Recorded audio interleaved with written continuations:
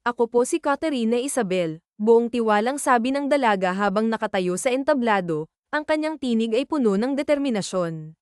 Naniniwala po ako sa kasabihang, kahit mahirap ako sa inyong paningin, totoo pa rin ako sa aking sarili, at maganda.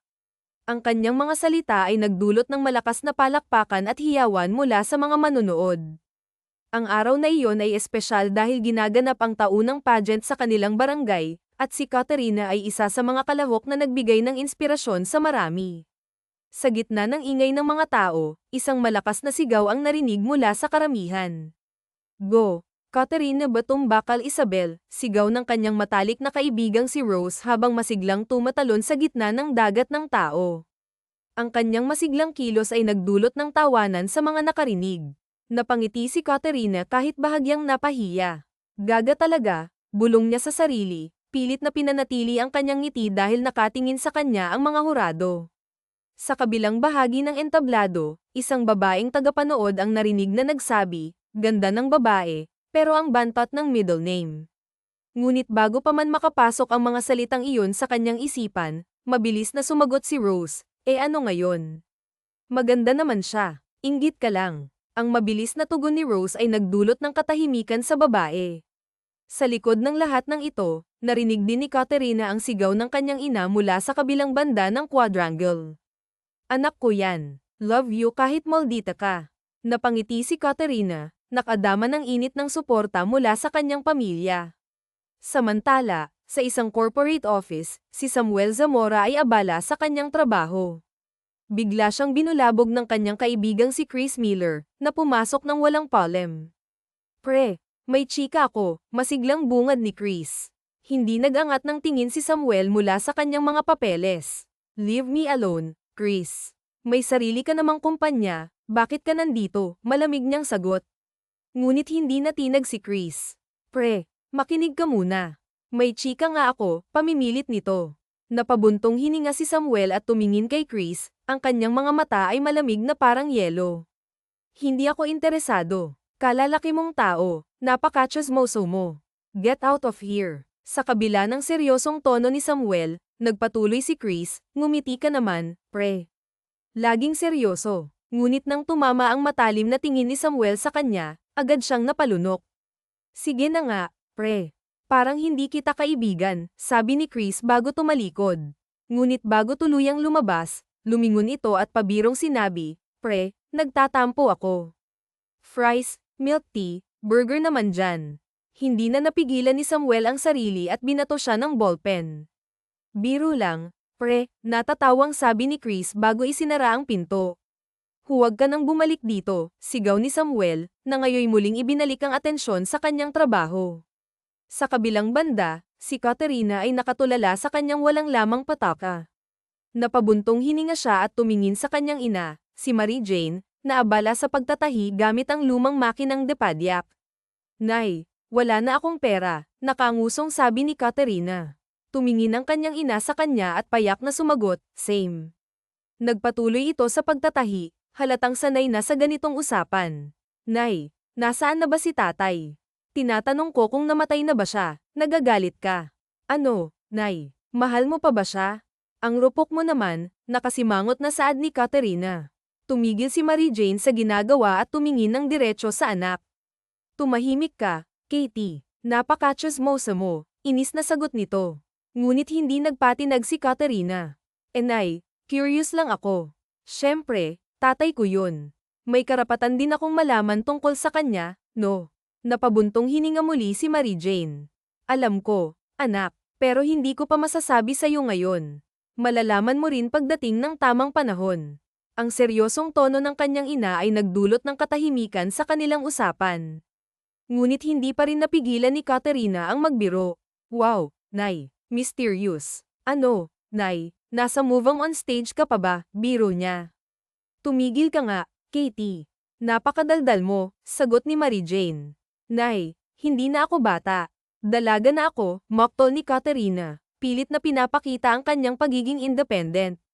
Samantala, sa loob ng mansyon ng mga Zamora, si Samuel ay nakikipag-usap kay Amelia Young, ang mayordoma ng kanilang tahanan. Si Amelia ay matagal nang naninilbihan sa pamilya Zamora, hindi lamang dahil sa mataas na pasahod kundi dahil sa pagmamahal niya sa pamilya. Manang Amelia, kailangan po natin ng pamalit kay Lucaila. Mayroon po ba kayong kakilala na maaaring mamasukan bilang kasambahay? Magalang na tanong ni Samuel sa matandang ginang. Kailangan niya ng bagong kasambahay para sa mansyon dahil ang isa nilang taga-silbi ay nagpaalam na upang magpakasal. Saglit na nag-isip si Amelia Young, ngunit maya-maya'y tila may naalala ito. Meron, Samuel. Bigla kong naisip ang pamangkin ko, nakangiting sagot ng ginang. Kung siya po ay responsable at maasahan sa trabaho, walang magiging problema, seryosong tugon ng binata. Nako, sigurado akong magugustuhan mo siya, I-ho.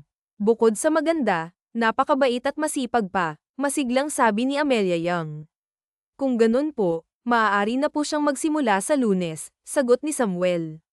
Oo, tatawagan ko na siya, masayang tugon ng matanda.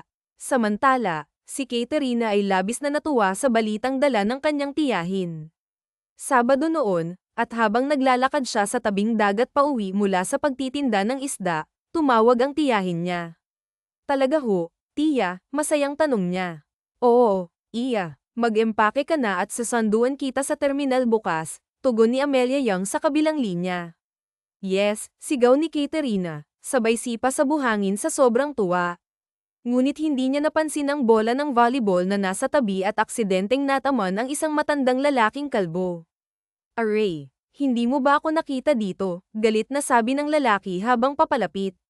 Pasensya na po, tarantang sagot ni Katerina at agad na tumakbo palayo. Hoy, bumalik ka rito, sigaw ng matanda, ngunit hindi siya tumigil. Pagdating sa kanilang bahay, kahit hinihingal, masaya pa rin si Katerina. Nay, may trabaho na po ako, masiglang balita niya kay Mary Jane, na abala noon sa pagtatahi. Oh, ano na naman yan at masaya ka? Tanong ng kanyang ina. Magtatrabaho na po ako sa mansyon na pinagtatrabahuhan ni Tia Amelia, masayang sagot niya. Ano, pupunta ka ng Maynila? Gulat na tanong ni Mary Jane, halatang nag-aalangan. Bakit ho? Ayaw niyo po ba akong lumuwas? Sayang naman po ang oportunidad, malungkot na tanong ni Katerina. Hindi naman, anak, nag-aalala lang ako dahil ito ang unang beses na lalayo ka sa akin. Pero mabuti na rin iyon para makaipon ka at matupad ang mga pangarap mo, sagot ng ina. Para sa atin po ito, Nay. Huwag kang mag-alala, mag-iingat ako, nakangiting sagot ni Katerina. Kinabukasan, maaga siyang bumangon, puno ng kasabikan. Mag-iingat ka palagi doon, anak. Kung sa tingin mo ay hindi mo na kaya, sabihan mo lang ako at ako mismo ang susando sa'yo, naluluhang paalala ni Mary Jane. Opo, Nay. Huwag kang mag-alala. Kaya ko po ito, sagot ni Katerina habang niyayakap ang ina. Dumating si Amelia Young upang sunduin si Katerina. Ate, pakibantayan si Katerina doon ha. Siguraduhing mabait ang magiging amo niya, paalala ni Mary Jane sa kanyang kapatid. Oo, huwag kang mag-alala. Kung hindi mababait ang amo ko, ba't ako magtatagal doon? Nakangiting sagot ni Amelia. Pagdating nila sa mansyon, namangha si Katerina sa laki at ganda nito. Kapag magpapakita ka sa amo mo, dapat maayos ang iyong hitsura. Medyo istrikto iyon, paalala ni Amelia. Opo, sagot ni Katerina. Ako si Samuel, tawagin mo na lang ako sa pangalan ko. Magiliw na sabi ni Samuel habang nakatingin kay Katerina. Sige, Samuel, sagot ng dalaga, bahagyang ngumiti bago ipinagpatuloy ang ginagawa. Napangiti si Samuel sa reaksyon ng dalaga, saka siya tumayo at dumiretso sa kanyang walk-in closet. Habang nasa labas, naupo siya malapit sa swimming pool, hawak ang cellphone. Plano niyang lumangoy mamaya, ngunit biglang tumawag ang kaibigang si Chris Miller. Ano, malamig na bungad ni Samuel nang sagutin ang tawag. Wala man lang hello. Pero sa bagay, hindi naman ako umaasa ng ganun mula sa'yo, biro ni Chris na sinabayan ng halakhak. Anong kailangan mo? Nangiistorbo ka na naman, inis na sagot ni Samuel. Pare, porke tumawag ako, may kailangan agad. Grabe ka naman sa akin. Hindi ba pwedeng nami-miss lang kita? Iba ka na talaga, hindi na ikaw ang Samuel na kilala ko. Hindi pa natatapos ni Chris ang sinasabi ng putulin na ni Samuel ang tawag. Istorbo, bulong ni Samuel sa sarili, sabay ayos ng pagkakaupo. Ngunit hindi nagtagal, tumunog ulit ang kanyang cellphone, si Chris na naman. Ano ba? Iritadong sagot ni Samuel. Oh, ano na, sasabihin ko na. Piken mo talaga, biro ni Chris habang tumatawa. Pupunta raw si Rose Jane dyan sa kumpanya mo, dagdag niya, tinutukoy ang babaeng patuloy na humahabol kay Samuel kahit hindi siya interesado. Huwag mong sabihin sa kanya na wala ako ngayon sa trabaho, mariing utos ni Samuel. Sige, sasama ka ba ngayong gabi? Tanong ni Chris, binabago ang usapan. Saan? Sa club, kaarawan ngayon ni Dave, hindi ba? Sagot ni Chris. Titingnan ko mamaya kung wala akong gagawin, sagot ni Samuel, halatang walang gana. Sus, mga linyahan mo. Bakit di mo pa diretsuhin na hindi ka pupunta? Pang-aasar ni Chris. Susubukan ko nga, may mga aaprobahan pa akong papel sa opisina ko, iritadong sagot ni Samuel. Oo na. Huwag ka nang magalit, natatawang tugon ni Chris. Samantala, nasa kusina naman si Katerina, naghahanda ng merienda para kay Samuel. Inutusan siya ni Amelia Young, pagkatapos mo dyan, ikaw na mismo ang magdadala niyan kay Samuel. Mag-iingat ka ha, baka mabitawan mo. Opo, magalang na sagot ni Katerina. Akala ko bisita ka rito ni Sir Samuel, Ineng, biglang sabi ng isa pang kasambahay na kasama niya. Po, bakit naman po? Takang tanong ni Katerina habang nagtitimpla ng juice. Abay, kaganda mo namang katulong, kinis pa, parang mayaman ang kutis, puri nito. Nako, hindi naman ho, sagot ni Katerina, bahagyang namumula sa hiya. Matapos ang ilang sandali, lumabas na siya, dala ang tray na may lamang juice at tinapay. Ngunit napatigil siya nang makita si Samuel na umaahon mula sa swimming pool. Basang-basa ang katawan nito, at wala itong suot na pang-itaas. Hindi niya namalayang papalapit na ito sa kanya. Sa hindi inaasahang pagkakataon, nasagi niya ang baso ng juice, at natapon ito kay Samuel. Ah, Samuel, kung maaari lang, pwede ba kitang tawagin na lang na Sam? Medyo karaniwan kasi ang Samuel, tanong ni Katerina na may halong pag-aalinlangan sa kanyang tinig. Isang mahinahong ngiti ang sumilay sa labi ni Samuel bago siya sumagot. Tawagin mo ako kung ano ang nais mong itawag, Katerina, wika ng binata na may malumanay na tono. Napatingin si Katerina sa kanyang kamay at napansin niyang hawak pa rin ito ni Samuel. Bahagya siyang natawa, bagamat may halong hiya. Ah, Sam, ang kamay ko, wika niya habang pilit na ngumiti. Agad namang bumitaw si Samuel at bahagyang yumuko bilang tanda ng paghingi ng paumanhin. Pasensya na, sabi niya, halatang nahihiya rin. Kahit medyo madilim ang paligid, napansin pa rin niya ang bahagyang pamumula sa pisngi ng dalaga. Ah, ayos lang naman, sagot ni Katerina na may ngiti sa kanyang mga labi. Sige na, bababa na ako. Bumaba ka na rin at magpahinga. Kailangan mo rin ng tulog. Good night, Sam, dagdag niya, puno ng kabaitan sa boses. Good night, Rina, mahina ngunit sinserong tugon ni Samuel. Nadinig ito ni Katerina, at hindi niya maipaliwanag kung bakit tila may kiliti sa kanyang puso habang papatulog siya. Sa kabila ng lahat, nakatulog siya ng mahimbing ng gabing iyon. Kinabukasan, nagising si Samuel dahil sa mahinang kaluskos sa paligid. Pagdilat niya, agad niyang nakita si Katerina na abala sa paglilinis sa loob ng kanyang kwarto. Magandang umaga, masiglang bati ng dalaga habang patuloy sa kanyang ginagawa. Magandang umaga, sagot ni Samuel, at agad siyang tumungo sa banyo upang maligo. Pagkalabas niya, nagkasalubong sila ni Katerina na papalabas na rin ng kwarto. Rina, tawag ni Samuel sa kanya. Bakit ho? Tanong ni Katerina, tumigil sa kanyang paglalakad. Mag-ayos ka na, pupunta tayo, sabi ni Samuel na tila nag-iisip ng malalim. Saan po tayo pupunta, sir? Usisa ni Katerina, halatang naguguluhan. Sa Tagaytay. May business trip ako roon, at kailangan kong may kasama, paliwanag ni Samuel, diretso ang tono. Wala po ba kayong sekretarya? Hindi po ba dapat sila ang sama-sama sa ganitong mga lakad? Inosenteng tanong ng dalaga, halatang may pag-aalinlangan. Napalunok si Samuel bago sumagot. Marami siyang ginagawa kaya ikaw na lang ang isasama ko, sagot niya habang umiwas ng tingin, tila may itinatago. Ah, ganun ba? Sige po, maliligo na ako. Sagot ni Katerina na may ngiti sa kanyang mukha bago siya tuluyang lumabas ng kwarto. Naiwan si Samuel, tila naguguluhan sa sarili. Hindi niya maintindihan kung bakit niya kailangang magsinungaling para lang makasama ang dalaga. Kasalanan ito ng babaeng iyon, bulong niya sa sarili habang nag-aayos. Pagkatapos maligo ni Katerina, bumaba siya upang magpaalam sa kanyang tiyahin. Halata ang saya sa kanyang mukha, dahil ito ang unang pagkakataon na makapupunta siya sa ibang lugar bukod sa kanyang trabaho. Magandang umaga, tiya. May pupuntahan po ako ngayon, masayang bungad niya kay Amelia Young, na abala sa pag-aayos ng pagkain sa mesa. Oh, saan ka pupunta? Nagpaalam ka ba kay Samuel? Tanong ng matanda habang tinitingnan ng pamangkin. Sa totoo lang ho, siya po ang nag-aya sa akin. Sasamahan ko raw po siya sa Tagaytay dahil may business trip siya roon, paliwanag ni Katerina. Himala naman at nagpasama siya. Dati ay hindi naman siya mahilig magpasama, sagot ni Amelia na may halong pagtataka. Po, ang sabi po niya, abala daw po ang sekretarya niya kaya ako na lang ang isasama, sagot ni Katerina, inosenteng nagtataka. Iya, kahit gaano kabala ang isang sekretarya, palaging may oras sila para sa ganitong mga lakad. Ano ba ang sinasabi mo? Tugon ni Amelia na tila naguguluhan din. Sa puntong iyon, bumaba na si Samuel mula sa itaas. Magandang umaga, bati niya sa mga naroroon. Magandang umaga po, Sir Samuel, sabay-sabay na bati ng mga kasambahay. Samuel, ano itong sinasabi ni Katerina na pupunta raw kayo sa Tagaytay? Tanong ni Amelia, may bahid ng pagtataka sa boses. Ah, opo, manang.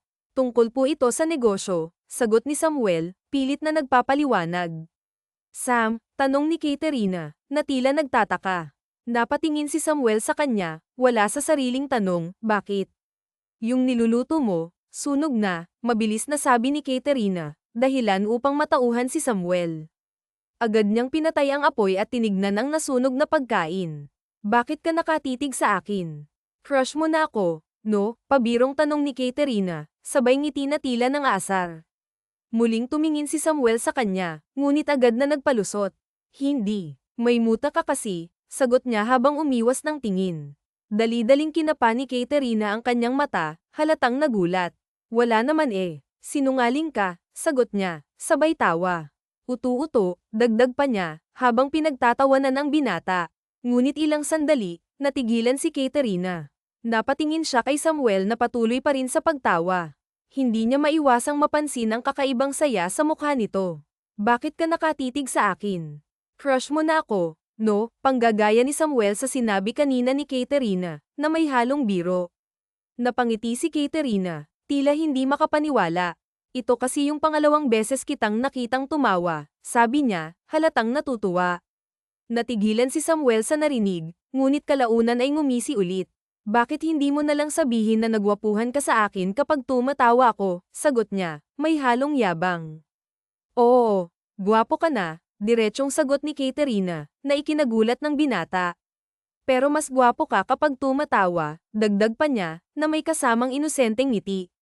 Hindi nakapagsalita si Samuel. Tumalikod na lang siya, ngunit kapansin-pansin ang pamumula ng kanyang mga tenga at leeg. Kumain na tayo, sabi niya, pilit na binabago ang usapan. Pagkatapos nito, maligo ka na. Sasama ka sa akin, dagdag pa niya, na may seryosong tono. Pagkatapos ng ilang oras, parehong handa na ang dalawa para sa kanilang lakad. Habang nasa biyahe, masayang nakatingin si Katerina sa labas ng bintana, tila nasa sabik sa bagong lugar na mapupuntahan. Saan mo kikitain ang kliyente mo? Tanong niya, habang nakatingin kay Samuel. Sa opisina niya, maikling sagot ng binata, na abala sa pagmamaneho. Hindi sumagot si Katerina, kaya napalingon si Samuel sa kanya. Bakit? Ayaw mo bang sumama? Tanong niya, halatang nag-aalala. Mabuburyo lang ako doon kung wala akong gagawin, sagot ni Katerina. May maitutulong ba ako? Wala naman, kaya ko na yun.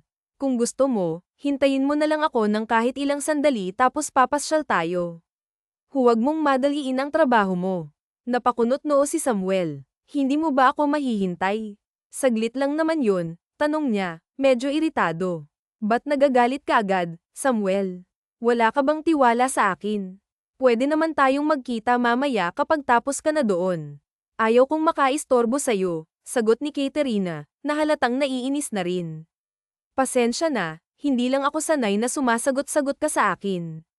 Palibhasa kasi mayaman ka at sanay kang nakukuha lahat ng gusto mo kaya kahit napakasimpleng bagay pinapalaki mo kapag di mo nakukuha.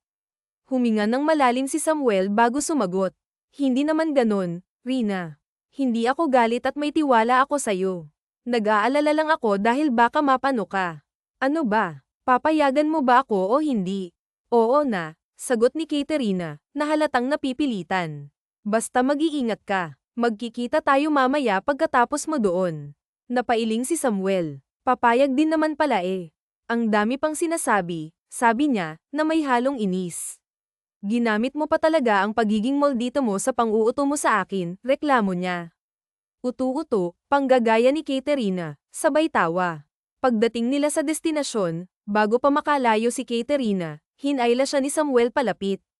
Huwag mong kalilimutan. Napahinto si Samuel, tila nag-iisip ng sasabihin. Mag-text o tumawag kung nasan ka. Huwag makipag-usap kahit kanino lang lalo na sa lalaki. Sisigat agad sa tawag kapag tatawag ako at huwag lalayo, seryosong bilin niya. Ayos. Kabisado ko na, Sam. Paulit-ulit ba naman, sagot ni Katerina, sabay tawa. Seryoso ako, mariing sabi ni Samuel, na ikinatahimik ng dalaga. Oh, sige na, pasok ka na, sagot ni Katerina, sabay tulak sa binata papasok sa gusali. Habang naglalakad si Katerina, masaya siyang tumingin sa paligid, hindi napansin na nakalayo na pala siya. Nang maggagabi na, natataranta niyang kinalkal ang kanyang bag para hanapin ang cellphone. Hala, ang daming message at tawag paano na to, nabigla siya nang tumawag ulit si Samuel kaya natataranta niyang sinagot iyon. Nasan ka? Ba't di mo sinasagot ang mga tawag ko? Galit na bungad ni Samuel sa kabilang linya. Pabalik na ako. Nasan ka? Kinakabahang tugon ng dalaga. Malapit na ako sa kumpanya ng kliyente mo. Sa sanduan nakita, hintayin mo ako dyan. Kalmado ngunit may bahid pa rin ang galit na sagot ng binata nang may makita siyang sasakyan papalapit sa banda niya, alam niya agad na si Samuel yun. Tumigil ang sasakyan at lumabas doon ng binata para pagbuksan siya ng pintuan. Tahimik ang buong durasayon ng biyahe hanggang sa makarating sila sa bahay ni na Samuel. Natatakot nang magsalita si Katerina dahil baka masigawan lang siya ng binata dahil alam niyang galit ito sa kanya. Sam, mahinang pagtawag niya dito. Alam mo ba kung anong oras na?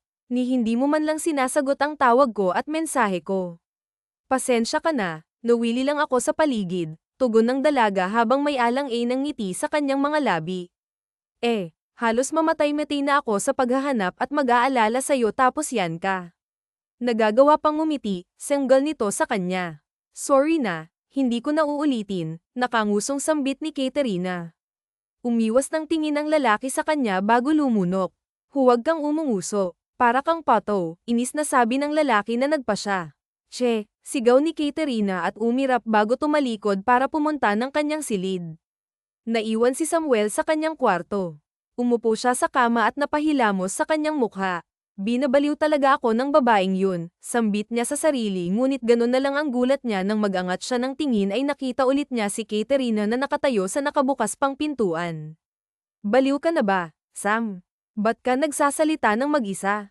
Gusto mo bang magpatingin sa doktor? Nag-aalalang tanong sa kanya ng dalaga. Anong pinagsasabi mo? At saka, bakit ka bumalik? Naiinis na tanong din ni Samuel. Pwedeng pahiram ng charger. Wala nang laman yung baterya ng cellphone ko tugon naman ni Katerina. Anong type ha? Anong type mo? Medyo iritado ang tanong ni Samuel. Mabait, maintindihin, gwapo, mabango, mapagmahal, maalaga. Malamig sa iba pero malambot sa akin. Natigil ang pagsasalita ng dalaga nang pinukol niya ito ng masamang tingin. Ang dami mo namang sinabi. Tinanong ko lang naman kung anong klaseng charger ang hihiramin mo, inis na sabi ni Samuel. Yun lang pala. Type C ang hihiramin ko, namumulang tugon naman ni Katerina. Yan, matulog ka na, saad ng binata habang inaabot sa dalaga ang charger. Salamat, good night, nakangiting palm nito sa kanya. Nang maiwan ulit si Samuel, natulala siya at siniguradong tumatak sa kanyang isipan ang sinabi ng babae kanina tungkol sa tipo nito. Naiinis na ipinilig niya ang kanyang ulo. Nababaliw na talaga ako, bulong niya bago tumayo at pumasok sa banyo upang maligo. Lumipas ang 2 araw, naisipan ng dalawa na kumain sa isang mamahaling restaurant. Anong gusto mong kainin? Tanong ni Samuel kay Katerina. Teka lang, sagot naman ng dalaga habang nakatingin sa menu pero naibaba niya bigla yun nang makita niya ang presyo ng pagkain. Ay, huwag na lang pala. Hindi na pala ako gutom, sabi ng dalaga at alang-alang tumawa. Bakit? May problema ba? Umiling siya at napatingin sa waiter na naghihintay sa kanilang gilid bago umusad palapit kay Samuel upang bumulong. Ginto ba yung mga pagkain dito? Ba't ang mamahal? Ultimo tubig parang kalahati na ng sweldo ko, bulong niya sa binata. Huwag mo nang isipin ang presyo, Rina. Ako naman ang magbabayad. Nako, huwag na, no. Nahihiya. Ang sabi naman ng dalaga. Gawin mo na lang na 2 order sa akin. Sa kanya yung isa, saad ng binata sa waiter. Wala ang sinabi ni Katerina. Right away, sir, nakangiti at magalang na sagot nito bago sumulyap sa banda ng dalaga. Kumunat ang noo ni Samuel dahil doon at tinaliman ng tingin. Bakit? Ano na namang ginawa ko? Kahit kailan talaga napakamanhid mo, inis na tugon ng binata. Ha, bakit? Di mo ba napapansin kapag may nagkakagusto sa'yo? Pasulyap-sulyap sa'yo yung waiter kanina, halatang may gusto sa'yo. Bakit nagseselos ka? Nakangising biro naman ni Katerina. Tinatanong pa talaga, bumubulong-bulong na sabi ni Samuel sa tabi. Hoy, anong binubulong-bulong mo dyan? Baka minumura mo na ako pagkaraan ng ilang minuto, dumating na ang kanilang pagkain. Enjoy your meal, sir, ma'am. You too. Nakangitiring tugon ni Katerina pero napawi yun nang mapagtanto niya ang sinabi. Ay, thank you talaga yun.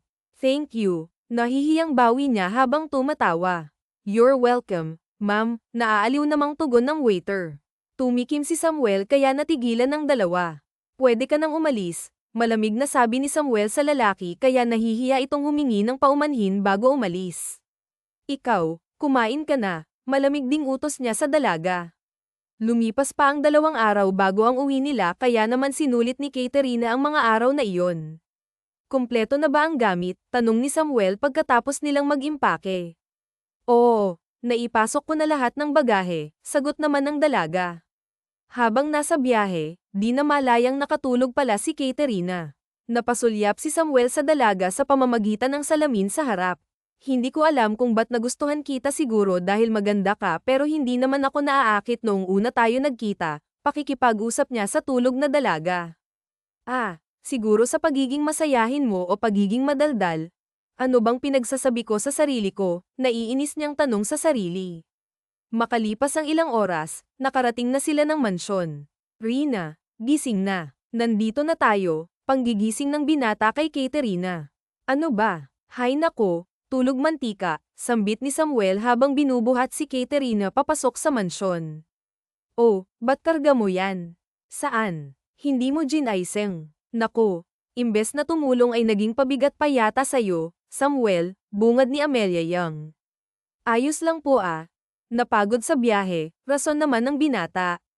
Oh, siya, sige, iakyat mo na ang pamangkin ko at magpahinga ka na rin ha. Sige po, samantala. Ang mga katulong na nakasaksi sa amo at sa kasamahan nilang katulong ay noindang. Ngayon ko lang nakita si Sir na nagkaroon ng pakialam sa iba, bulong ng isang katulong na si Josie. Oo nga may pagkalamang si Sir pagdating sa katulong kagaya natin, sabi ng isang kasamahan na si Minda. Nako, hindi kaya inakit ni Katerina si Sir Samuel kaya gano'n na lang ang trato niya, sabad naman ang nakaririnig.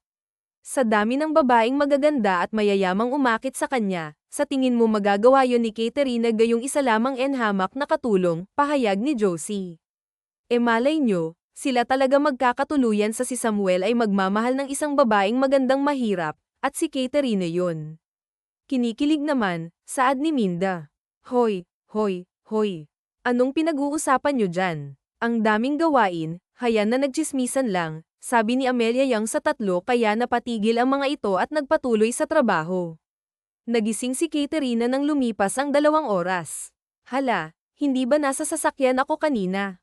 Ba't ako napunta sa silid ko? Kabado at nagtatakang tanong niya sa sarili. Kahit nagtataka, Nag-ayos na lang siya at bumaba para tumulong sa mga gawain. Gising ka na pala, Katerina. Sakto ikaw ang magbibigay ng merienda ni Sir Samuel sa labas. May gagawin pa ako dito, bungad ng kanyang tiyahin sa kanya. Sige po, pasensya na rin ho at nakatulog ako.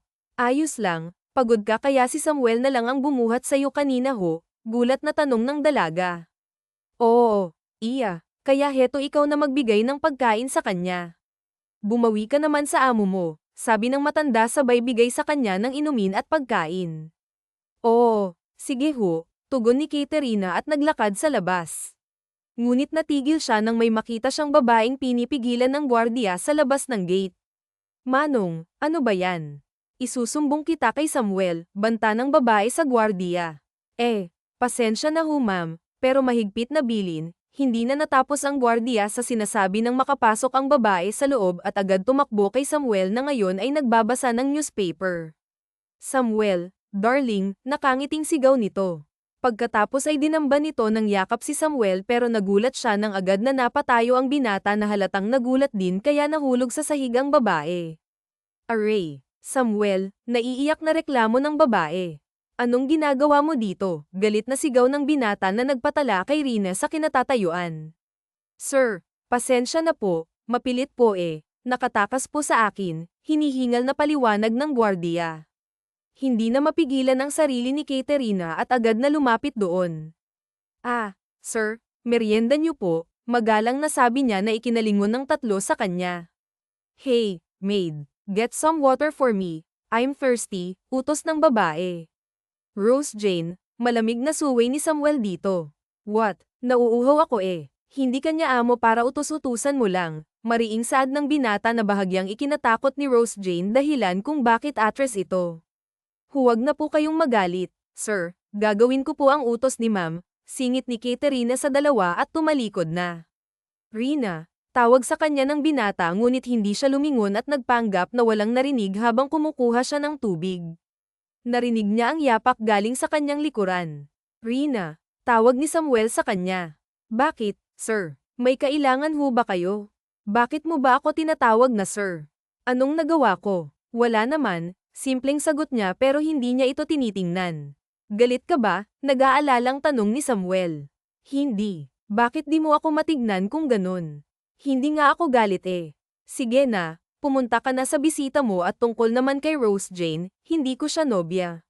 Mo ba yun? Nice taste ha, komento ng dalaga. Tasteless, dagdag pa niya pero pabulong lang yun. Ano yung sinabi mo? Wala, labas na tayo. Ngunit hindi kaagad sumunod ang lalaki. Ipinagkibit balikat na lang niya yun. Hindi ko nobya si Rose Jane, sigaw nito sa kanya ngunit hindi siya nakinig. Sa paglabas niya, lumapit agad si Rose Jane sa kanya at nakangising sanagi ang baso ng tubig na hawak niya pero hindi siya nabasa kundi si Rose Jane dahil din sa mabilis na kilos ni Katerina. Suminghap ito. Anong ginawa mo sa damit ko? Gigil na sigaw nito sa kanya. Ang taas-taas ng boses at akala mo kung sino para sigaw-sigawan siya. Akmang susugurin ngunit mabilis ng kilos ng gwardiya para mapigilan ito. Kasalanan ko bang pangit ang kilos mo, ma'am? Napati ang halatadong sadya mo na ibalik din sa'yo, sarkastikong tanong ni Katerina dito. Anong sinabi mo? Isusumbong kita kay Samuel. Isusumbong mo? Sige, samahan pa kita, hamon naman ang dalaga. Mahirap ka lang. Anong magagawa ang kahirapan mo kung ipapatanggal kita sa trabaho mo? Kahit mahirap ako, maganda ako. Ikaw nga mayaman ka ang pangit naman. Marami ka namang pera di ba? Ipaayos mo naman yung mukha mo nang gumanda ka naman, ganting sigaw ni Katerina. Anong nangyayari dito? Parang kulog na sigaw ni Samuel nang makalabas ito. Napatalon ng dalawang babae dahil sa gulat. Itong babaeng to, tinapunan ako ng tubig. Look at my clothes, nabasa na, marting sumbong ni Rose Jane dito. Ikaw pa may ganang magsumbong. Sana magkaroon ako ng perang kasing kapal ng mukha mo, inis na sabi naman ni Katerina. Tama na, Samuel, tanggalin mo ang katulong na to sa trabaho, mangiyak-ngiyak na sabi ni Rose Jane. Mama mo tanggalin Bakit? Sino ka ba para ikaw mismo ang magtatanggal sa akin? Nanay ni Samuel, pang-iinis ni Katerina sa babae. Talaga. Nakuha mo pang magsalita talaga, sigaw din pabalik ni Katerina at sinabunutan ng babaeng sumugod sa kanya. Nataranta si Samuel nang makita ang galit na mukha ni Katerina. Sabi kong tama na, galit na sigaw ng lalaki at marahas na pinaghiwalay ang dalawa. Tumulong na din ang gwardiya at kinuha si Rose Jane mula kay Katerina. Rodrigo, ilabas mo si Rose Jane sa pamamahay ko. Masusunod po, sir, magalang na tugon ni Rodrigo. Ano? Ba't ako paaalisin mo dito? Dapat ang babaeng yan, sigaw ni Rose Jane at tinuro si Katerina habang kinakaladkad dito ng gwardiya. Bumaling si Samuel kay Katerina at tinaliman ito ng tingin. Alam mong mali yun, hindi ba? Ba't mo ginawa yun? Kalmado ngunit mariing tanong ng binata sa dalaga. Kasalanan naman talaga ng nobyo mo yun gumanti lang ako, bamantong hininga siya.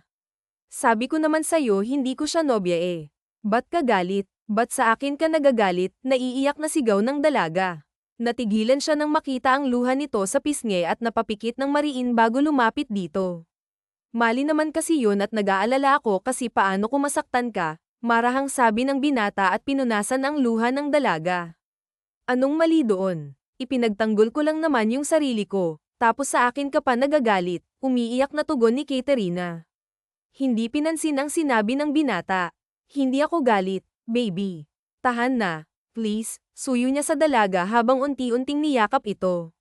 Lumipas ang 6 na buwan at mas lalong napalapit ang loob ng dalawa sa isa't isa. Rina, tawag sa kanya ni Samuel habang siya naglilinis ng kwarto ng binata at ito naman ay nag-aayos sa kanyang sarili para sa trabaho. Tumingin siya rito at alam niya agad ang ibig sabihin ng binata. Hay nako, ang laki-laki mo na hindi mo pa alam mag-ayos ng kurbata mo. Aralan mo kaya kung paano. Tuturuan naman kita. Paano kung wala na ako? Di wala nang gagawa nito, pagtatalak ng dalaga habang inaayos ang kurbata ni Samuel. Nakatitig naman ito sa kanya na namumungay ang mga mata. Ayaw kong magpaturo, nandyan ka naman at isa pa, hindi ka mawawala sa akin, siguradong tugon naman ng binata. Hindi sumagot si Katerina at sumimangot lang at saka ipinagpatuloy ang paglilinis. For you, sambit ni Samuel kaya napalingon si Katerina sa bulaklak na hawak ng binata. Para sa akin, namumula ang tanong ng dalaga. Yes, I'm courting you, remember, nakangiting tugon naman ang lalaki. Inabot ngayon at inamoy. Ang bango. Salamat dito. Bumili rin ako ng sakin. Bakit? Nililigawan mo rin ang sarili mo, nagtataka man ngunit natatawang tanong ng babae. Hindi. Para malaman ko kung kailan malalanta ang bulaklak at kung kailan ko papalitan ang binigay ko sa'yo, nahihiyang sagot ng binata. Hindi man maamin ni Katerina sa mga oras na yun ay talagang kinikilig siya. Punta na ako sa trabaho, pagpapalam ni Samuel. Okay, mag-iingat ka, maghihintay ako. Lumapit ang binata sa kanya upang humalik sa noo. Yun kasi ang laging hinahalikan dahil ang sabi bawal pa sa labi at hindi pa naman niya ito sinasagot. Bango mo amoy moldit ang iyakin, nakangising pangaasar ni Samuel sa kanya. Ewan ko sa'yo, alis na nga, pagtutulak naman ng dalaga sa binata. I love you, humahalaklak na sigaw ni Samuel bago isara ang pintuan ng kwarto. I love me to, namumulang bawi ni Katerina. Masayang dumating si Samuel sa kanyang kumpanya.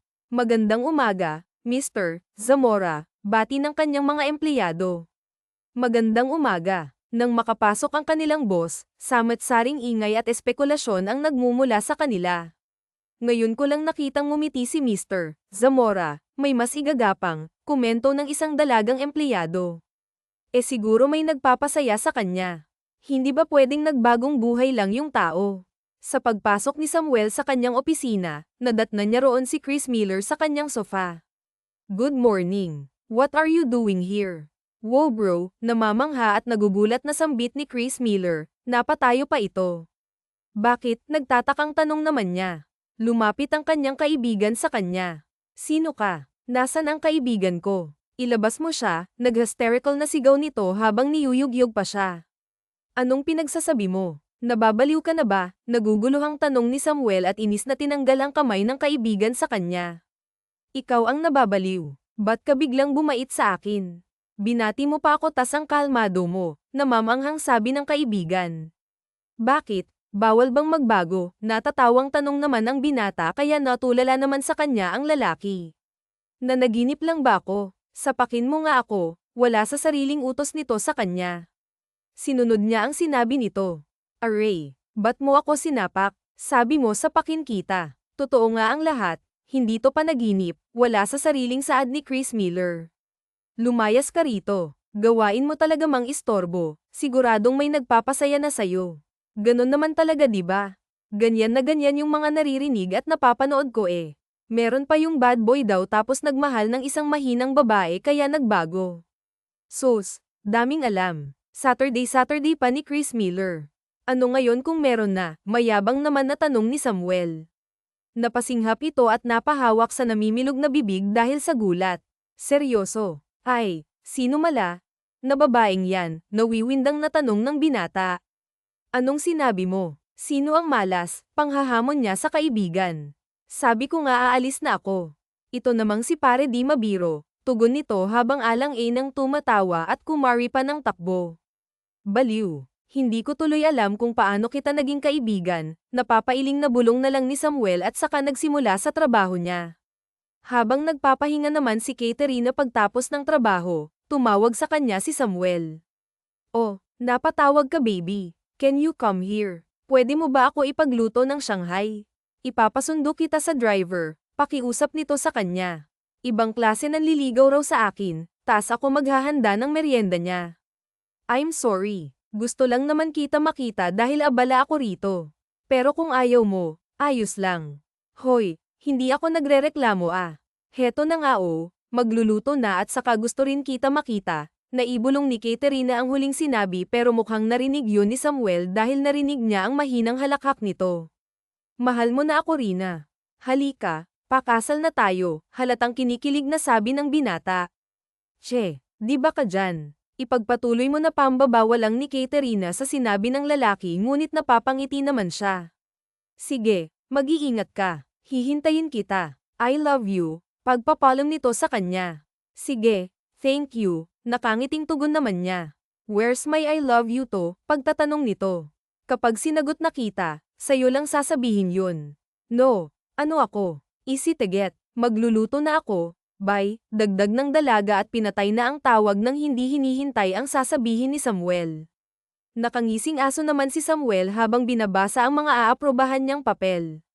Nagtaka naman ang sekretarya ng binata na si Rico na kanina pa naroon sa harap niya. Kanina pa ito tumatawag sa boss pero si Samuel ay parang walang narinig at parang baliw nang umingisi mag-isa. Sinubukan nung silipin ang binabasa niyang papel ngunit napansin yun ng binata kaya napaatras ang ulo at agad na pumorma biglang sumeryoso ang kanyang mukha. Anong kailangan mo? Pasensya na sir. Kanina pa po kita tinatawag ngunit hindi mo po yata ako napansin. Sasabihin ko lang po sana na may meeting kayo ngayon. Sige, susunod ako, yumuko sa kanya ang lalaki bago lumabas. Pagkaraan na ilang sandali, natapos din si Katerina sa pagluluto ng Shanghai. Tia, aalis na ho ako, pagpapalam niya kay Amelia Young. Oh, sige, mag-iingat ka. Pagkarating ng dalaga sa kumpanya ni Samuel, agad siyang binati ng gwardiya. Magandang umaga po ma'am. Kayo po ba si Sophia Green na nobya ni Sir Samuel? Tanong sa kanya nito. Ah, opo, ako nga si Katerina pero hindi po niya ako nobya. Nahihiyang sagot niya sa gwardiya.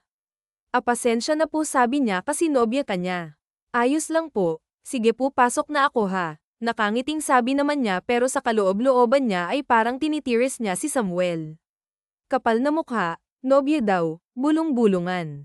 Titan-ginan siya ng mga empleyado. Hindi niya nalang pinansin ang mga ito at taas noong naglakad at nagpatuloy. Ha, bakit? Sino ba sila? Mata rin niyang bulong sa sarili. Nang makarating siya sa opisina ni Samuel, binati siya ng sekretarya nito. Magandang umaga ma'am, pasok po kayo sa loob doon niyo nalang hintayin si Sir Zamora. Nasa conference room pa siya para sa isang pagtitipon, formal na pahayag ni Rico. Okay, salamat. Nakangiting tugon ng dalaga at pumasok na. Ilang minuto siyang naroon nang biglang bumukas ang pintuan kaya ngumiti siya ngunit napawi yun nang makita roon si Rose Jane. Pasensya na ma'am mapilit po, pagpapaumanhin ng sekretarya. Ayos lang po, ipagpatuloy mo na lang yung trabaho mo. Wow, Ma'am. Isang maruming katulong tinatawag na ma'am. Bakit? Sino ka ba? Sarkastikong bungad ng babae sa kanya. Tumayo siya. Alam mo masaya ako ngayon at ayaw ko sana makipag-usap sa'yo pero dahil sinimulan mo tatapusin ko. Bakit? Ano ba ang sabon mo at ang linis ng tingin mo sa sarili mo? Balik na sabi ni Katerina. How dare you? Galit na sigaw nito at akmang susugod nang biglang bumukas ulit ang pintuan. Anong nangyayari dito? Galit na sigaw ni Samuel na nagpatigil sa babae. Iyong katulong mo sinasagad ako, Meng naiiyak na sumbong nito sa binata. Parang kasalanan ko pa eh. Pumunta-punta ka rito tapos maninira ng araw. I hate you, sigaw nito at susugod na sana ulit ng mahigit ni Samuel ang braso nito. I hate you too 200 times, sigaw niya pabalik. Subukan mong hawakan kahit dulo ng buhok niya, makakatikim ka sa akin hindi mo alam kung paano ako magalit. Mariing banta ng binata kay Rose Jane dahilan para matakot ito kaya tumakbong umiiyak. Palabas ang babae, bumaling si Samuel. Ayos ka lang, nag-aalalang tanong niya rito habang tinitignan ang katawan ni Katerina kung may sugat ba. Ayos lang ako, BSIT kasi na Rose Jane yun, akala mo naman maganda. I'm sorry for making you wait. Napaaway ka ulit tuloy, nagsisising saad ni Samuel. Ayos nga lang ako, hindi naman niya ako nasaktan. I'm sorry, baby. I love you, malambing na bulong ng binata at binaon ang mukha sa leeg niya. Nako, hindi mo ako madadaan sa matatamis mong salita. Sa matamis mong halik pwede pa, mapaglarong sabi naman ni Katerina. Biglang umahan ang ulo nito. Talaga, magpapakasal na tayo, nakangising tanong nito sa kanya. Hoy, wala akong sinabing ganyan, natatawang saad ng dalaga. Natawa naman ang binata at yamakap ulit sa kanya. Lumipas ang 5 buwan na masaya silang dalawa. Do you want to meet my parents? Tanong ni Samuel kay Katerina isang araw noong nasa veranda sila ng Mansen. Bakit? Uuwi na ba sila? Kinakabahang tanong ng dalaga. Tumango siya. Uuwi sila bukas galing Amerika. Kagabi lang sa akin sinabi ni Mommy bago ang lipad nila. Pasensya na hindi ko sayo nasabi agad. Ayos lang kinakabahan lang ako baka kasi hindi nila ako gusto. Nag-aalangang pag-amin nito. Huwag kang mag-alala. Mababait sila at kung di ka man nila gusto, wala akong pakialam kasi hindi naman sila ang pakakasalan mo.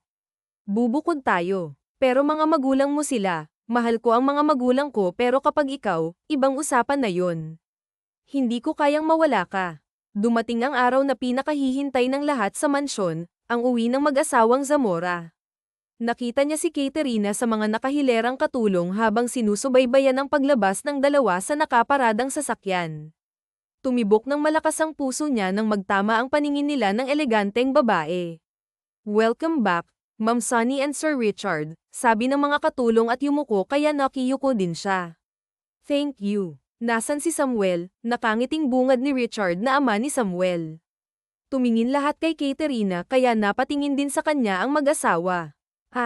Nasa kwarto pa lang po, sir. Paparating na po si Sir Samuel ho, natatarantang sagot niya. Sakto naman ang pagdating ng binata. Welcome home, Mom and Dad. Pasensya na hindi ko kayo nasando sa airport, may importante lang na ginawa, bungad nito sa mga magulang. Pagkatapos ay yamakap, it's fine, son, naintindihan ka namin, malamig na sabi ni Sunny. Ilagay niyo ang mga bagahe sa silid ni Sir Richard at Ma'am Sunny, utos ng kanyang tiyahin kaya sumunod siya. Kinabukasan, habang nag-aayos ng mga pagkain si Katerina, nadatnan siya ni Sunny, yumuko siya rito. Magandang umaga, ma'am, bati niya at saka nagpatuloy sa ginagawa. So, you're Katerina, right? The girlfriend of my son, nakangising bungad nito sa kanya. Nabigla doon si Katerina. Ako nga po si Katerina pero hindi po ako nobya ng anak niyo, magalang na tugon ng dalaga. Sinungaling. Hindi porket wala ako sa mga nagdaang buwan wala na akong mata rito, mariing sabi ng ginang. Pasensya na po ma'am pero nagsasabi po ako ng totoo. Huwag mo nang itanggi ang anak ko dahil hindi pinatapos ni Katerina ang sasabihin nito. Opo, nanliligaw po siya sa akin at plano ko na pong sagutin ngayon.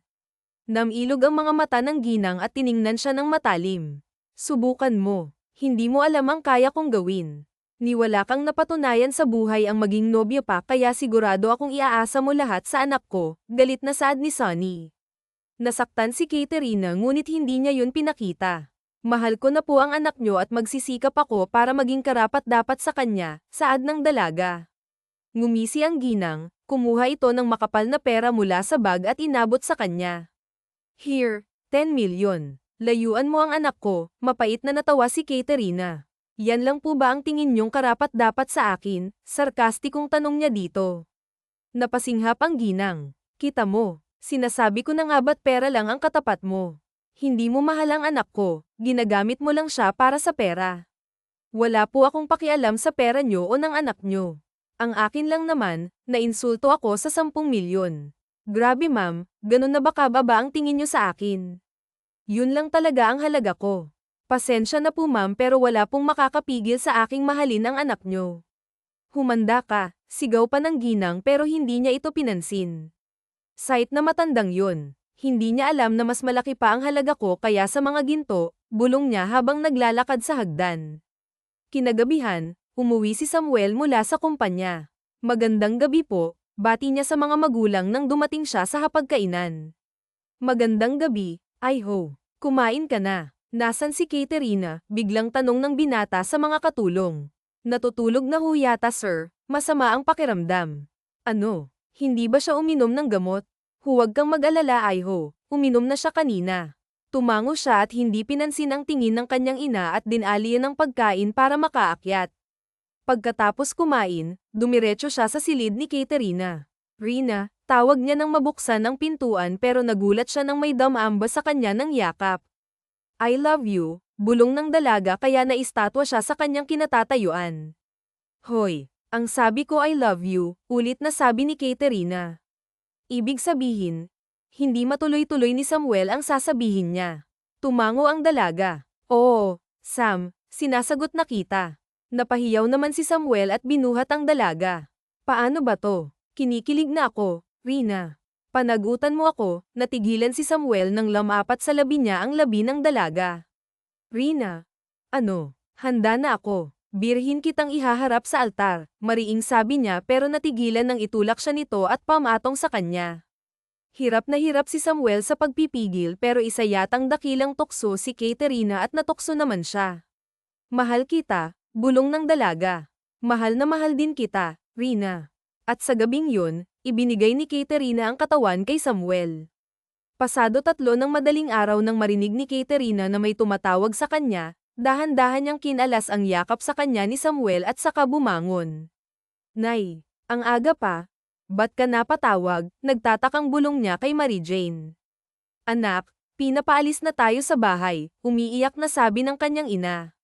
Natigilan siya. Joke na naman ba to, Nay? Alam kong joker ka pero huwag ngayon, kunwari hindi naniniwalang sabi ng dalaga ngunit sa kaloob-looban niya ay parang alam niya kung bakit. Gaga ka ba anak? Hindi nga ako nagbibiro, wala akong matutuluyan ngayon dahil pinapaalis na ako. Nay, pumunta ka muna kina Rose, uuwi ako dyan, mariing utos niya sa ina. Hindi na hinintay ni Katerina ang sasabihin ni Mary Jane at pinatay ang tawag. Agad siyang nag-impake ng gamit para umalis ngunit natigilan sandali nang makitang tulog at mahimbing ang lalaking mahal niya. Pasensya na, kailangan ko lang umalis ngayon. Magkikita pa tayo ha. Mahal na mahal kita, umiiyak na bulong niya. Pagkatapos hinagkan nito sa noo. Tumakas siya sa oras na yon nang walang pag-aalinlangan ngunit may mabigat na puso. Samantalang si Samuel naman ay nagising nang wala na ang nobya sa kanyang tabi. Rina, tawag niya ngunit walang sumasagot. Lumabas siya upang hanapin ang dalaga. Magandang umaga. Nakita niyo ba si Katerina? Po, hindi pa naman bumababa yun. Akala namin tulog pa, nagtatakang sagot ng isang katulong. Sige, salamat. Nang buksan niya ang damitan nito, doon na siya nang hina dahil ni kahit isang pirasong damit ay wala ito roon. Rina, pumipiyok na sigaw niya dahil sa nagbabadyang luha habang tumatakbo palabas ng mansyon. Hanapin natin si Katerina, baka nandyan pa, natatarantang utos niya sa mga tauhan. Pagkalipas ng ilang oras na paghahanap sa buong subdivision, nabigo sila. Wala po talaga sir. Napaupo na lang si Samuel sa sahig at napahilamos sa mukha. Anong nangyayari dito? Bungad ni Sonny. Iniwan na ako ng mahal ko, ma'am. Umalis si Katerina. Hindi ko alam kung ano naging pagkukulang ko kung bakit niya ako iniwan, umiiyak na sabi ng binata. Umupo ang kanyang ina at iniangat ang kanyang mukha, nagtama ang kanilang paningin at nababakas niya sa mukha ng ina ang pinaghalong lungkot at pagsisisi na hindi niya alam kung bakit. I'm sorry, bulong nito at saka siya niyakap. Samantalang si Katerina naman ay nakarating sa probinsya ngunit kailangang bumiyahe ulit dahil yun ang sinabi ni Mary Jane. Pasensya ka na anak, wala na tayong matitirahan doon dahil hindi naman natin pag-aari ang bahay, malungkot na sabi ng ina. E saan tayo ngayon, Nay? Tulalang tanong niya. Sasanduan tayo ng tauhan ng tatay mo. Pupunta tayo ng Switzerland. Ano, Nay? Parang nagkamali po ako ng pandinig. Pahingi nga po ng cotton buds. Lilinisin ko lang yung tenga ko, natatawang sabi ni Katerina. Yan ka na naman eh. Wala na namang lunas ang sakit mo, Katie. Kailan ka ba magseseryoso? Babae ka. Nagkibit balikat lang ito. Buhay pa po pala ang tatay ko. Ba't ngayon lang nagparamdam? Vampira ba siya? Ilang taon kang naghintay, tapos isang beses lang magparamdam sa'yo bumigay ka na agad. Ang rupok mo talaga na'y makinig ka. Nagagalit din ako sa papa mo. Namumuhay tayo sa Maynila nang bigla niya tayong iniwan, ilang taong hindi bumalik kaya dinala kita dito sa Tagum probinsya para hindi niya tayo mahanap ulit. Ngunit isang araw may nagpakilalang ka ng kamay daw ng papa mo, nagpaliwanag ito sa akin at sinabing na disgrasya raw ito sakay ng eroplano pabalik dito at doon maraming proseso ang ginawa upang magising ulit, pagkukwento ni Mary Jane. Ngayong gising na siya, tayo ang una niyang hinanap kaya huwag kang magalit sa kanya, mahal ka ng papa mo. Dumaan ang ilang oras at huminto ang isang sasakyan sa isang malaking lote na may isang eroplano. Sa tatay ko yan, Nay. Oo, ang yaman no, mayabang na tugon naman ni Lai kaya napahilap na lang siya. Mahabang oras ang pagbabiyahe nila para makarating sa bansa ng papa niya kaya mahaba ring tulog ang inilaan niya nang sa wakas ay makarating sila, pinasakay sila sa magarang sasakyan. Habang si Samuel naman ay miserableng hinahanap pa rin si Katerina. Hindi niyo pa ba siya nahahanap? Malamig na tanong niya sa mga iba't ibang investigador na kausap. Hindi pa po sir eh, ang hirap niyang hanapin. Ano pa bang inaasahan mo pre? Mahirap hanapin ang taong nagtatago, sabi naman ni Chris Miller na ngayon lang yata nagseryoso. Gawin niyo ang kaya niyong gawin para mahanap siya, masusunod Mr. Zamora. Nang makakita sina Katerina at Mary Jane sa destinasyon, agad na namangha ang dalaga. Ito ang bahay ng tatay ko. Grabe, naging katulong pa ako ang yaman ko naman pala, pagbibiro niya dito. Baka lumaki ang ulo mo dyan ha. Ingat ka, sabad naman ni Mary Jane na sinimangutan niya lang. Pagkapasok nila sa loob, mayroong magandang lalaki ngunit may katandaan na nakaupo sa wheelchair. Ito ay kamukang kamukha ng dalaga. Ang anak ko, masayang saad nito at agad minaniobra ang wheelchair. Siya po ang tatay ko. Hindi ba halata, bulong ni Mary Jane pabalik. Lumingon siya sa lalaking papalapit at saka humakbang rin papunta roon. Lumuhad siya para pumantay sa lalaki. Niyakap niya ito at niyakap naman siya pabalik. Ang tagal kong naghintay ng pagkakataong to, ang makasama kayo ng nanay mo. Ako din po, Papa, nag-aalangan niyang sabi ngunit ang hindi niya maintindihan ay kung bakit din siya naiiyak. Siguro ay dahil sa wakas nakita niya na rin ang kanyang ama. Pasensya ka na at ngayon lang tayo nagkita. Ngayon na ako gumaling, galing sa isang aksidente ilang taon ang nakalipas. Naiintindihan ko po, pwede ko po bang malaman ang pangalan niyo? Ako si Richard Hamilton. Kumusta ka na? Ang laki-laki mo na, nang dahil sa sinabi ng ama ay bigla siyang nalungkot. Hindi po ako okay eh, pero huwag ho kayong mag-alala, magiging maayos din po ako. Bakit? May problema ba? Anak, umiling lang siya. Ang galing mong magtagalog ah. Para kang peking Swiss. Malamang anak, matagal akong naging mamamayan sa Pilipinas. Tama na muna yan, pagpahingahin mo muna kami Leon. Saan kami pwedeng matulog? Mataray na singit ni Lay. May sariling silid si Katerina, ikaw matutulog ka sa kwarto ko. Ano? Hindi pwede. Kung bawal ako sa kwarto ni Kat, sa ibang kwarto na lang kasi nanay alala mo naman, birhen pa eh. Bakit? Mag-asawa naman kayo ah, pakipot ka pa dyan, pinandilatan naman siya nito ng mga mata. Sige na mahal, sa kwarto tayo mag-away hindi dito. Che, sa kwarto ka mag-isa mo. Makalipas ang ilang buwan at palaging bigo si Samuel sa paghahanap sa kanyang mahal na babae. Tama na yan pre, lasing na lasing ka na, awat ni Dave sa kaibigan. Huwag niyo ako pakialaman. Hindi niyo kasi alam kung anong pakiramdam na iniwan ng taong mahal niyo, lasing na sigaw niya naman. Sa tingin mo magugustuhan to ni Katerina? Paano babalik yun mismong sarili mo hindi mo inaalagaan siya pa kaya, natulala siya at tahimik na umiyak. Naaawa ang dalawa niyang kaibigan ngunit hindi nila alam kung paano mapapagan ang nararamdaman niya. Ang tanging alam nilang solusyon ay ang bumalik sa kanya si Katerina. 3 buwan ang nakalipas nang mapagtanto ni Katerina na buntis siya. Umiiyak siya at nadatnan ni na Mary Jane at Leon ang ganang ayos niya. Bakit anak? Anong nangyayari? Natatarantang tanong ni Lay. Nay, pa, huwag po kayong magugulat ha. Hindi kami magugulat.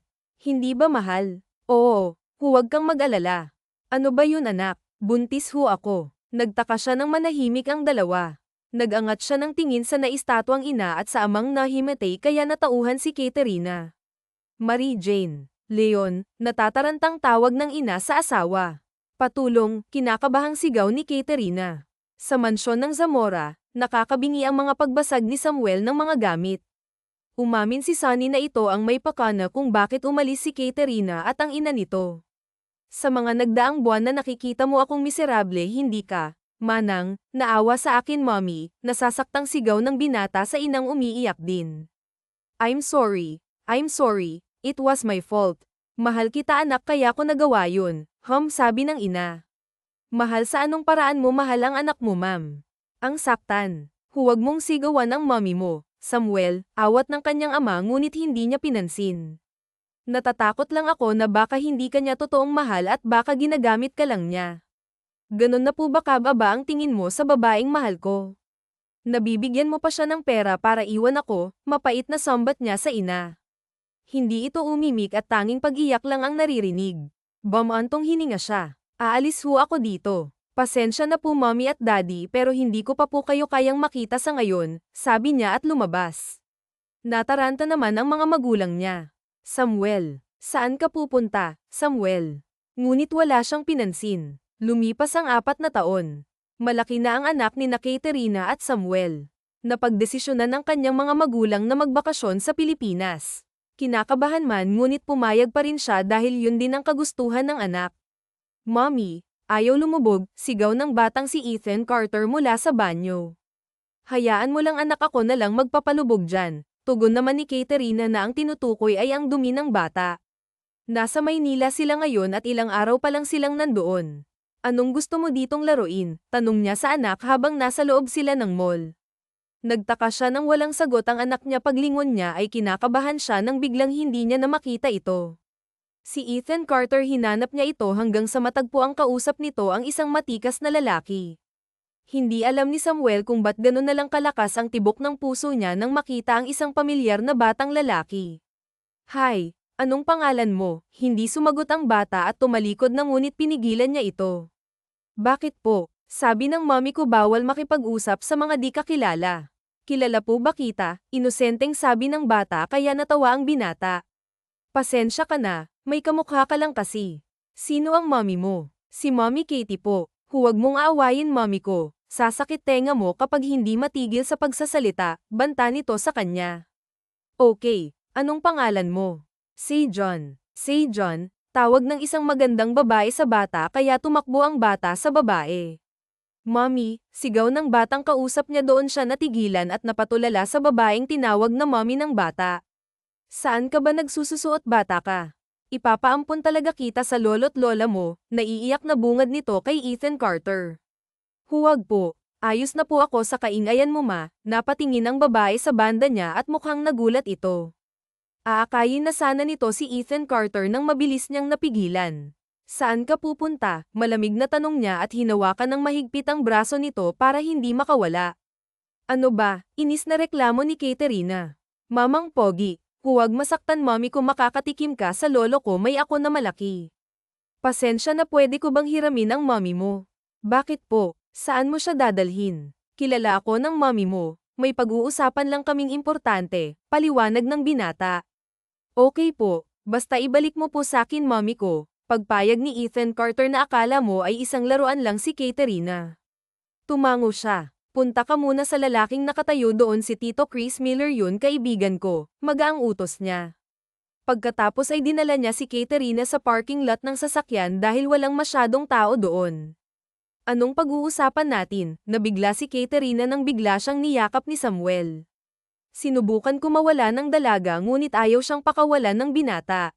I miss you, basag ang boses na sabi ni Samuel. Hindi umimik ang dalaga pero naluluha. Yung bata akin ba yun? Anak natin si Ethan Carter, hindi ba? Sigurado ako, kamukhang kamukha ko siya eh. Nagtagal ng konti bago sumagot si Katerina. Oo. Pasensya na hindi ko na nasabi sa'yo kasi saka ko lang din nalaman. Noong nagtagal ako sa Switzerland hindi ako pwedeng umuwi rito kasi wala na kaming bahay na uuwian, mapait na sabi ng dalaga. I'm sorry. Alam ko ang ginawa ni mommy, kung nalaman ko lang nung una sana napigilan ko pa siya, nagsisising saad ng binata. Ayos lang kung yun nangyari, hindi ko mamakikilala ang tatay ko, uuwi rin kami. Nagbakasyon lang kami dahil naisipan ni nanay, sabi ni Katerina. Ilang sandali ang nakalipas na tigilan si Samuel. Ngayong nahanap na kita at nalaman ko may anak tayo, sa tingin mo pakakawalan ko pa kayo? No way. Magagalit sa'yo si nanay at papa. Alam kong galit sila sa akin kaya liligawan ko sila habang nililigawan kita ulit, matapang na saad ni Samuel. Dati ko po si Mamang Pogi.